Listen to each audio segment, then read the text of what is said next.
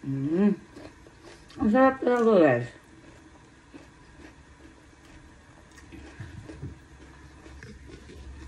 Guys, tingnan niyo. Itong soko ko yun siya. Ayan. Paigahin ko siya at para lulutuin sa sarili niyang mantika. Guys, itour ko muna kayo doon sa aking mini garden. Ay, ayan guys. Mainit na pala. Maliit pa ng ating guys, kalamansi. Dito, maliit na Sana hindi mahulog. Ayan. So, ayan ang aking garden. Ang aking kamote. Dito banda, meron siyang luya.